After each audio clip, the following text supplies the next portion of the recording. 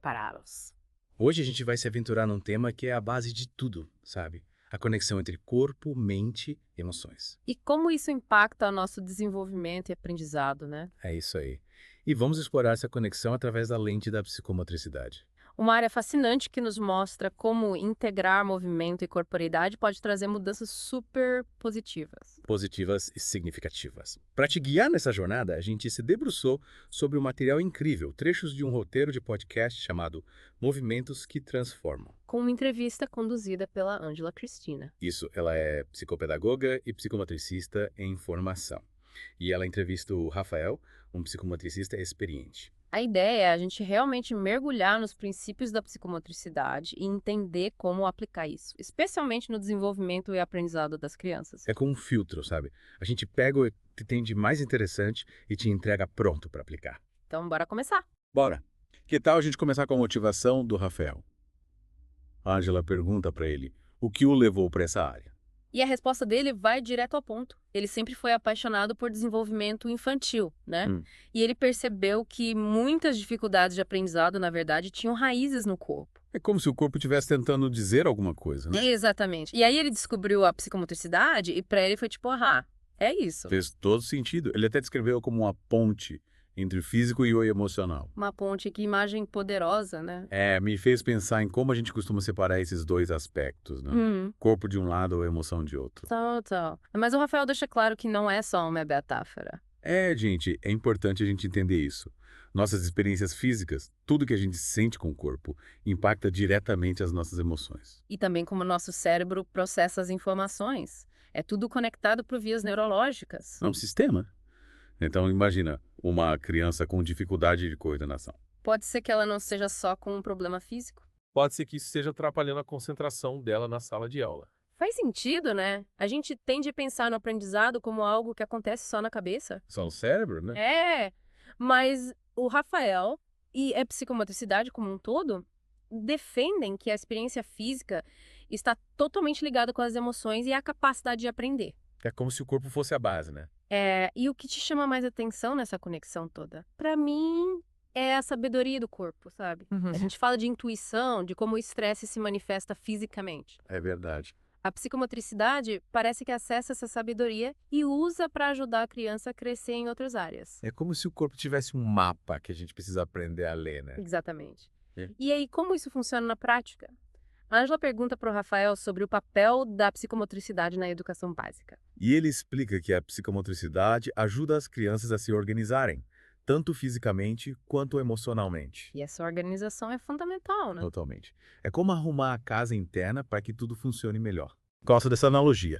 E aí ele menciona que isso impacta a atenção, a coordenação, o equilíbrio. São essenciais para aprender, né? Sim, a atenção para absorver as informações, a coordenação e o equilíbrio para ter mais confiança no próprio corpo. E para se movimentar com mais segurança e autonomia, né? E tem mais, ele até fala do desenvolvimento da linguagem. Olha só. Fiquei pensando, como o movimento, a consciência do corpo, podem influenciar algo que a gente considera puramente mental. É fascinante, né? Ele explica que esses exercícios, essas atividades que estimulam a consciência corporal. Ajudam a criança a ter mais presença. Mais controle das emoções e mais receptividade para aprender. E aí tudo flui melhor, né? Sim. Ele deixa claro que não é só fazer exercícios específicos, mas criar um ambiente de aprendizado que valorize o movimento. Com jogos, brincadeiras, espaço para a criança explorar. Exatamente. Imagina uma criança que não consegue se equilibrar direito. Ou que tem dificuldade de coordenação. Ela vai estar mais preocupada com isso do que com o que o professor está falando, né? Lógico. Mas e aí, com tantos benefícios, quais os desafios que os psicomotricistas enfrentam? A Ursula também pergunta isso para o Rafael. E ele aponta para um problema bem grande, a falta de conhecimento sobre a área. Principalmente nas escolas, né? As pessoas não entendem direito o que é, para que serve. E acabam não dando o valor que a psicomotricidade merece. Uma pena, né? Porque a gente viu o quanto ela é importante. E ele também menciona a resistência de alguns adultos, né? Essa ideia de que brincar é só brincar. Que não é educativo, que não é terapêutico. É como se fosse perda de tempo, né? Mas o Rafael diz que isso está mudando aos poucos. Ufa. As pesquisas, os resultados positivos, estão mostrando o valor da psicomotricidade. As pessoas estão abrindo os olhos, né? E nada melhor do que um exemplo prático para ilustrar isso, né? Concordo. E a Ângela pede para o Rafael compartilhar um caso marcante. Um caso que mostrasse o poder da psicomotricidade. E a história que ele conta é emocionante. E sobre uma criança com TEA, transtorno do espectro autista. Que tinha muita dificuldade de socialização. De conectar com as pessoas. De controlar as próprias emoções. Era difícil para essa criança, né? Muito. Mas aí entra a psicomotricidade. E o que aconteceu? Uma transformação. Através das atividades, a criança começou a se expressar melhor. A entender os limites. A interagir melhor com os colegas. É legal. E o Rafael destaca que não foram só mudanças físicas, sabe?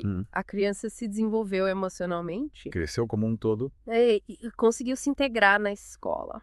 Que vitória! Yeah. Isso mostra bem a ideia da ponte, né?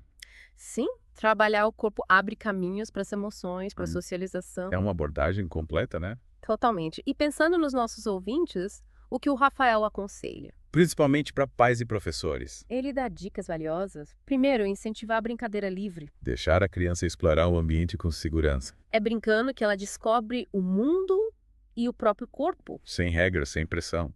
É só o prazer da descoberta. É. E ele também diz uma frase que é chave. O corpo fala. Que legal! Ele pede para a gente prestar atenção nos sinais que o corpo da criança dá. A postura, os gestos. Tudo isso comunica alguma coisa. E hoje em dia, com tanta tela, a gente precisa se esforçar para ouvir o corpo, né?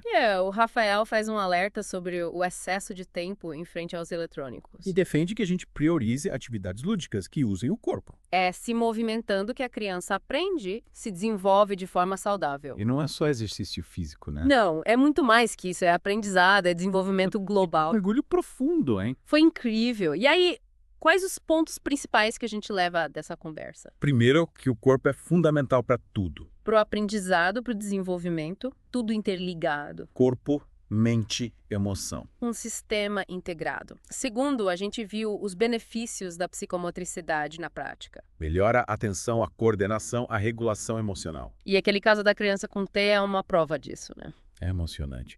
E por último, as dicas do Rafael. Incentivar o brincar livre e prestar atenção aos sinais do corpo. Sabedoria pura. E o título do podcast, Movimentos que Transformam, resume tudo. É verdade. O movimento não é só gastar energia, é transformar a gente por dentro e por fora. E te convida a pensar, que pequenas mudanças você pode fazer na sua rotina para se conectar mais com o seu corpo. Para movimentar o corpo e a mente. Valeu, gente. Até a próxima. Tchau, tchau.